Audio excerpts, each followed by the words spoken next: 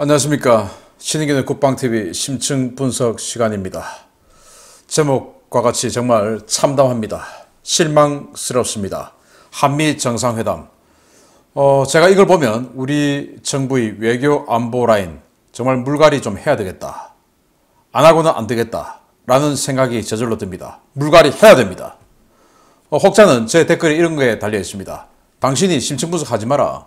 왜냐? 그거 좌파들에게 공격의 빌미만 줄 뿐이다.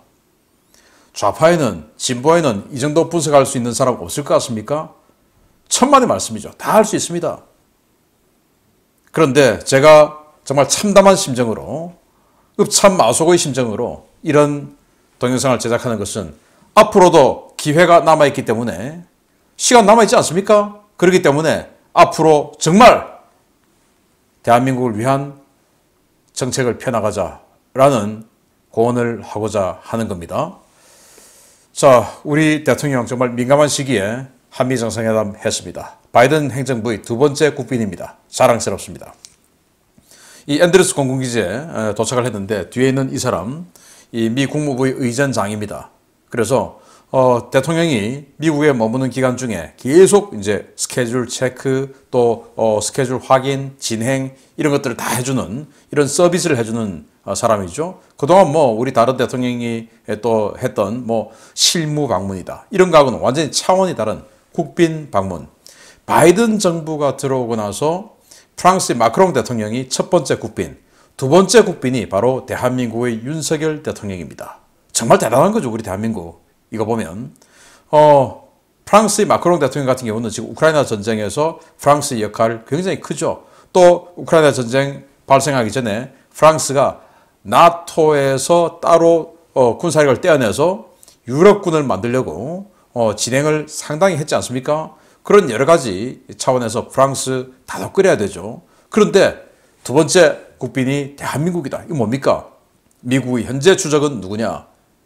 북한입니까? 아니죠. 중국이죠. 중국 관련해서 대한민국이 큰 역할을 할 수가 있고, 또 중국 관련해서 지금 군사적으로도 또 경제적으로도 공급망 재편을 하고 있죠. 반도체, 배터리 이런 거에 대해서 대한민국이 삼성, SK, 배터리, LG 이런 회사를 보유하고 있기 때문에 엄청난 가치가 있는 국가죠. 그러니까 두 번째 국빈이 될 수 있는 겁니다. 자, 정말 출발은 좋았습니다. 그러면 윤 대통령이 미국 가서 어떤 일들을 했으면 좋았을까? 이 과제는 뭐냐? 이 신냉전 구도, 그러니까 미국과 소련의 민주주의와 공산주의의 첨예한 대립했던 냉전 시기, 그걸 따라서 지금은 이제 미국과 중국, 미중 패권 경쟁 시대의 이 신냉전에서 한국의 입장은 뭐냐? 바로 미국 주도 반중 전선에서 한국 입장, 반중하냐 안 하냐? 이게 되는 거죠. 냉전 시기 때 공산권과 맞서는 최고 선봉 국가가 어디였냐? 유럽에서는 서독, 아시아에서는 일본이었습니다. 서독과 일본은 공산주의와 맞서는 그 최중 전위대가 됨으로써 막대한 이익을 챙겼죠. 우리도 이 신냉전에서 전위대가 된다면 우리도 재무장을 하면서 그 군사비를 투여해주는 대신 서독과 일본이 세계 2위, 세계 3위의 경제 부국이 되었던 것처럼 우리도 엄청난 수혜를 입을 수가 있는 그런 정치적인, 지리적인 조건에 있는 겁니다. 그리고 이제 우크라이나 군사 지원 문제 협의를 해야 되죠. 미국이 원하는 겁니다. 자, 북핵 위협 완성에 대한 우리 대응책은 뭐냐? 나토식 핵 공유 수준의 핵 억제 대책을 세우고 와야 됩니다. 그리고 그게 안 된다면, 여의치 않다면 또 가능성을 한국의 자체 핵무장 문제, 여기에 대한 가능성을 요만큼이라도 열어놨어야 됩니다.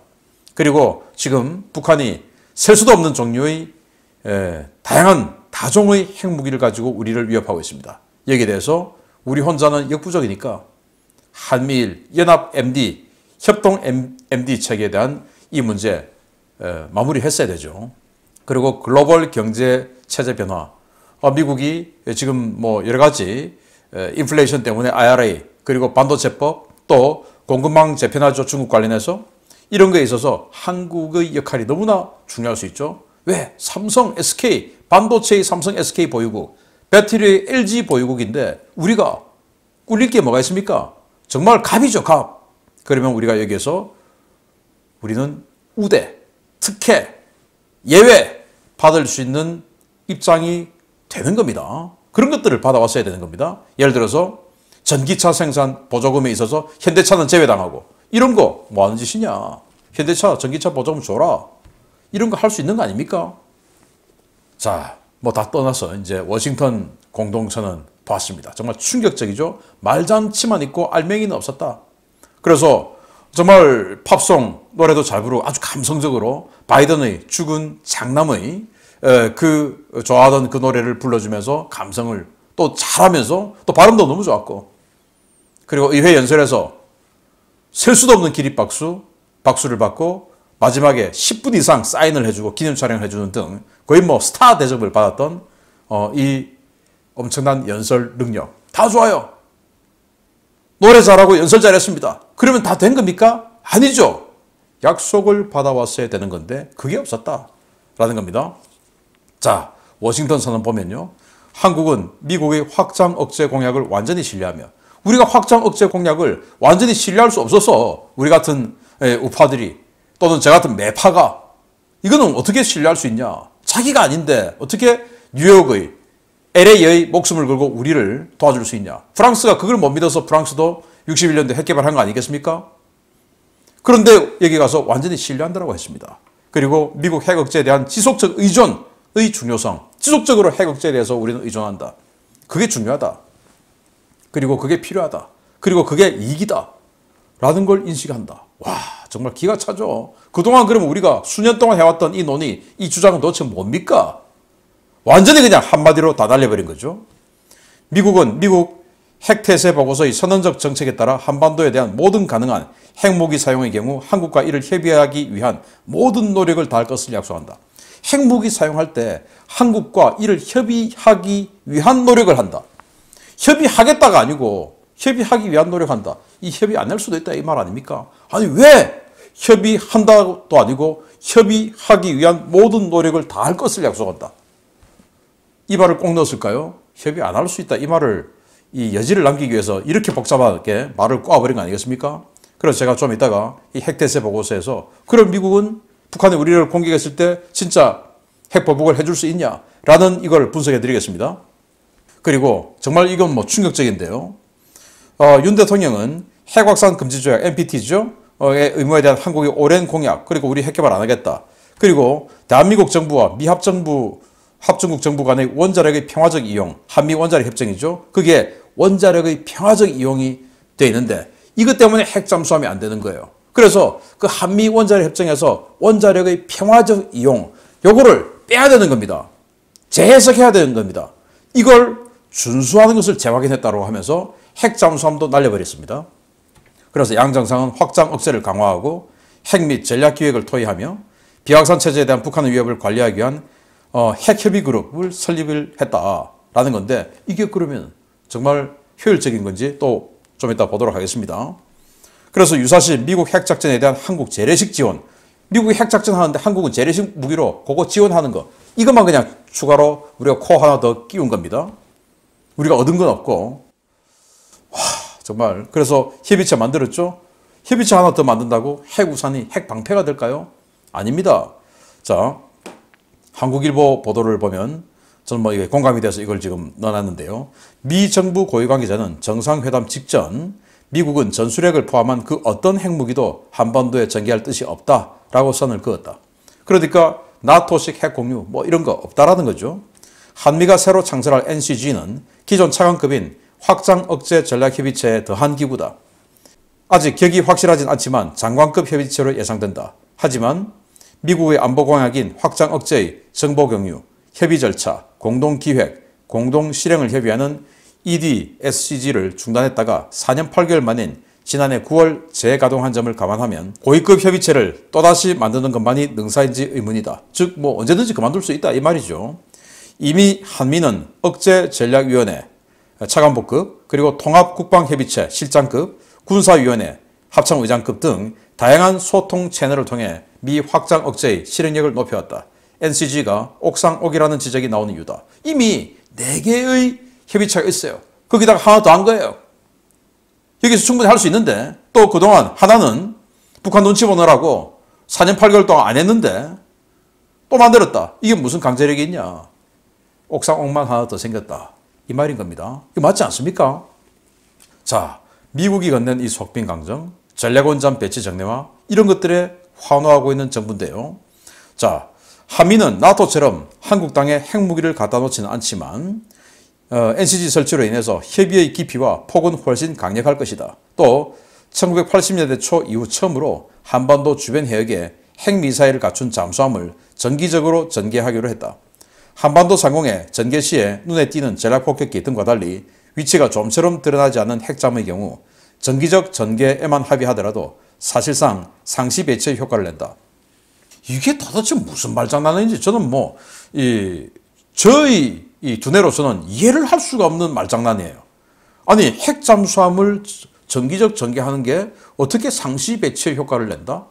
상시 배치는 말 그대로 항상 배치해 있는 게 상시 배치고 정기적 전개는 가끔 1년에 한 번 또는 6개월에 한 번 부산항에 입항하고 이게 정기적 전개 아니겠습니까? 이게 어떻게 상시 배치입니까? 물속에 있는데 동해에 있는지 남해에 있는지 태평양 밖에 있는지 어떻게 알아요? 보급받으러 휴식하러 부산항에 한번 들어오는 거. 이게 상시 배치의 효과를 낸다? 이게 무슨 말장난이에요 이게 도대체. 자, 그래서 핵잠수함, 전략 핵잠수함을 정기 배치하는 것에 대해서 상시 배치의 효과를 내려면 그러면 이 핵잠수함이 전략 핵잠수함이 동해에 상시적으로 동해에서만 초계를 돌아야 된다. 이 말 아닙니까? 그러면 미국이 정말로 전략 핵잠수함을 동해에 상시 배치해 놓을 수 있는 여력이 있는지 제가 확실하게 분석을 해보겠습니다. 자, 미국의 전략 핵잠수함은 14척이에요. 오하이오급 원잠의 5번함부터 전략 원잠이죠. 그런데 그 14척 중에서 8척은 태평양에 배치, 6척은 대서양에 배치했습니다. 여기에 흰색과 노란색이 있는데 노란색 이 한 명이 바로 태평양에 배치된 전략 핵잠수함, 흰색은 대서양에 배치됐으니까 대서양 빼고 태평양만 일단 보겠습니다. 자, 헨리 M. 잭슨 작전하고 나서 수리하기 위해서 입고했습니다. 엘리바마함 지금 순차로에 들어가서 정비하고 있습니다. 네바다함 순차로에 정비하고 있습니다. 펜실베니아함 3월 달에 수리를 위해서 입고했는데 언제 나올지 모릅니다. 켄터키함 이게 이제 모항에 대기 중인데 언제든지 출동할 수 있죠. 네브라스카함 EROH 대기 이게 뭐냐? 핵연료 교체하는 겁니다. 그리고 오버홀을 하는 겁니다. 이거는요 3년에서 4년 동안 하는 작업이에요. 그러니까 네브라스카함은 지금부터 4년 동안 전력 제외입니다. 실제로는 8척이지만 네브라스카함 빠지기 때문에 전력 7척인 겁니다. 그리고 메인함 지금 괌에서 출항했어요. 그래서 아마 제 생각에 이 메인함이 며칠 후에 부산항에 입항할 수도 있습니다.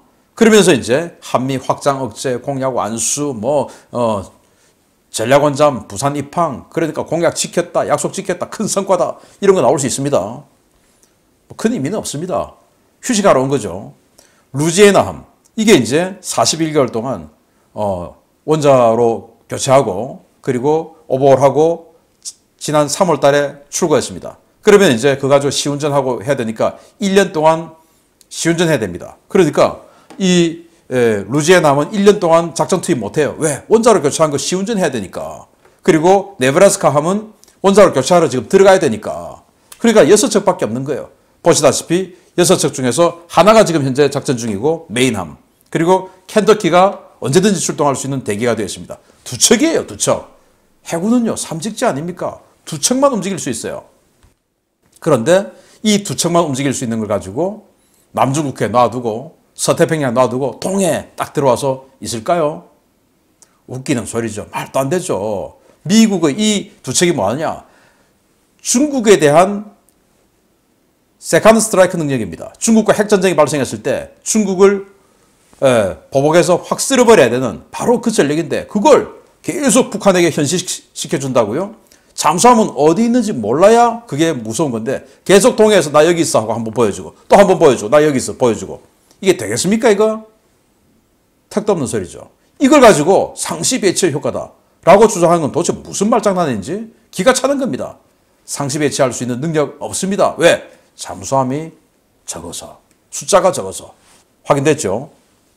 자, 극단적 상황에서만 사용을 고려한다는 핵입니다. 과연 북핵 억제가 될까요?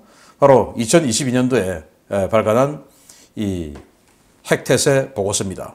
미국은 핵태세 보고서의 선언적 정책에 따라 한반도에 대한 모든 가능한 핵무기 사용의 경우 한국과 이를 협의하기 위한 모든 노력을 다할 것임을 약속한다. 협의한다도 아니고 노력을 다할 것임을, 협의하기 위한 노력을 다할 것임을 약속하는데, 그러면 이 노력을 하기 위한 핵태세 보고서는 뭐냐? 제가 원문을 봤습니다. 핵무기가 존재하는 한 핵무기의 근본적인 역할은 미국과 동맹국 그리고 우방국들에 대한 핵 공격을 억제하는 것이다. 맞죠? 이거 맞습니다. 그 다음에 이제 이게 핵심인데, 미국은 미국과 동맹국, 우방국들의 중요한 이익을 보호하기 위해 오직 극단적인 상황에서만 핵무기 사용을 고려할 것이다. 오직 극단적인 상황에서만 핵무기를 사용한다가 아니고 핵무기 사용을 고려할 것이다. 자, 핵무기 사용을 고려할 것을 협의하기 위한 모든 노력을 다한다 이 말입니다. 반드시 핵공격 해주겠다가 아니고 이 핵무기를 써서 한국에 대한 확장 억제, 즉 보복을 해줄 것인가, 이걸 지금 고려하는데, 그걸 협의한다도 아니고 그 협의를 또 하기 위한 노력을 해준다. 이게 도대체 몇 번 꼬은 거예요, 이거? 안 하겠다 그 말이죠, 이거. 안 하겠단 말입니다. 정말 황당한 겁니다, 이거. 자, 그러면은 실질적 확장 억제 강화 없이 스스로 족쇄만 채운 이 공동선은 도대체 왜? 우리는 이번에 제가 이 분야 전문가로서 자, 이런 거 해왔어야 된다라고 수도 없이 주장을 해왔는데, 그거에 대한 답을 제가 물어보겠습니다. 됐냐? 자, 선제적 핵공격 명시로 실질적인 북핵 억제가 가능해졌냐? 그러니까 북한이 우리를 핵 공격하려고 하는 징후가 보이면 핵을 가지고 선제 타격할 수 있는 이런 약속 받아왔냐? 안 받았죠. 노죠. 왜? 핵태세 보고서에 보니까 아니더라 이겁니다. 자, 미국의 대북 핵공격 의사결정에 한국이 개입할 수 있나? 노. 이 협의하는 것을 노력하겠다 그랬지 협의한다라고 안 했지 않습니까? 그러니까 노. 안 되는 겁니다. 그리고 바뀐 확장 억제 공약이 핵 사용 이후에 북한 정권에 위협적이냐? 저는 아니라고 봅니다. 북한은 핵 사용하고 중국으로 튀어버릴 겁니다. 그러니까 먼저 때릴 수밖에 없는 거예요, 우리는. 중국으로 튀지 않겠습니까? 김정은이가 거기 평양에 있겠습니까? 쏘고 나서 바로 그냥 압록강 건너버리죠. 그리고는 다시 친중정권 딱 세우는 작업하고는 다시 들어오겠죠. 안 되는 겁니다. 한국의 독자적인 대북 핵 억제를 위한 여지를 마련했나? 우리가 핵무기 개발할 수 있는 이 여지를 마련했냐? 예를 들어서 NPT 조항에 보면 핵무기에 대한 심대한 위협이 있는 국가는 핵무기 개발할 수 있다고 되어 있지 않습니까? 근데 우리는 지금 심대한 위협을 받고 있는데, 그 심대한 위협을 받고 있는 것에 대해서 서로 간에 인식을 같이 한다. 이런 말 들어 있습니까? 없지요. 그러니까 우리는 독자적인 핵무기 개발 여지 없죠. 스스로 제안했습니다. 그리고 필수 자산인 공격원장, 핵잠수함 도입을 위한 정치적 합의 있었나? 없었죠. 오히려 한미 원자력 협정 이걸 평화적 이용에 관한 거 무조건 준수한다라고 해서 핵잠수함도 안 하겠다고 수갑 채워버렸죠. 다 안 한 겁니다. 도대체 왜 안 했을까요? 정말 답답합니다. 자, 그래서 no pain, no gain. 뭡니까? 희생 없는 이익 없다 아니겠습니까? 자, 한미동맹은 이익에 따라 만나고 헤어지는 거래관계가 아니다. 한미동맹은 자유라는 보편적 가치를 수호하기 위한 가치동맹이다. 옆에서 바이든 박수칩니다. 맞는 말이죠. 너무 좋은 말이에요. 한미동맹은 이익에 따라 우리 움직여서는 안 된다. 자유라는, 자유민주주의라는 가치, 이걸 수호하기 위한 동맹이다. 자, 그럼 이익 안 따지고 오직 자유라는 민주주의, 자유민주주의라는 가치를 수호하는 그 가치동맹이라고 했으면 조금 손해가 있어도, 조금 덜 이익이 있어도 그 자유민주주의를 수호하기 위해서 희생을 해야 되죠. 그래야 no pain, no gain. 이익이 생기는 겁니다. 자, 그건 맞는 말인데 우크라이나는 어떡할 거야? 중국 문제는 어떡할 건데? 그 러시아는 어떡할 건데? 그래도 뭐 러시아에 대해서는 비난을 세게 했는데 제일 핵심은 지금 신냉전 시대이기 때문에 중국 아니겠습니까? 근데 중국에 대해서는 하다못해 규칙에 입각한 국제질서, 이 말도 한마디 안 들었어요. 그 말은 뭐냐? 규칙에 입각한 국제질서 이러면 이제 남중국해에서 중국의 무자비한 무도한 저 행위를 비난한 거거든요. 그 말은 한마디도 안 들어갔습니다. 규칙에 입각한 이 말은. 그 말은 뭐냐? 중국 눈치를 너무 세게 봤다 이거죠. 자, 이번 한미 정상회담에서 딜이 가능했던 이슈는 뭐냐? 자, 미국은 동해에서 북한과 러시아 위협에 대응한 수중 헌터킬러 이게 필요했던 거예요. 자기네들 공격 핵 잠수함이 부족하니까. 그래서 우리가 대신 해줄게. 호주 니들 끌어들여서 하려고 했잖아. 근데 호주가 지금 완전히 그냥 땀만 먹고 있으니까 우리에게 핵 잠수함 제공해. 핵 잠수함 할 수 있죠. 그리고 동중국해 미 항모 공백 보완해서 우리가 항공모함 만들어서 좀 큰 거 만들어서 일정 부분 띄워줄 테니까 캐터바 그러니까 사출기 항공모함 기술 제공해줘. 전기식 사출기 우리한테 기술 제공해줘. 할 수 있죠.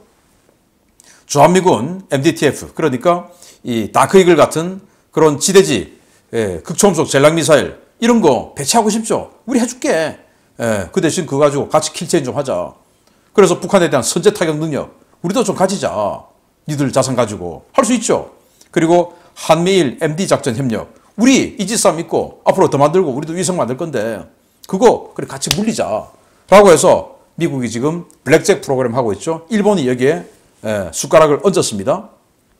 1000개의 위성을 가지고 전 세계를 실시간 탐지하는 프로그램입니다. 블랙잭 대단하죠.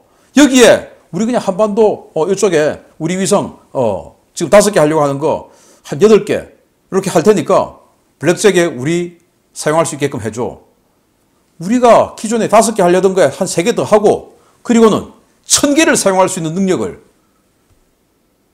받아오는 거 이거 얼마나 대단한 겁니까? 이거 안 해온 거예요. 반도체, 배터리, 공급망 재편하는데 그러면은 우리 한국 업체에 대해서 지금 압박 들어오는 거 이거 좀 해결해줘. 할 수 있는 거 아닙니까?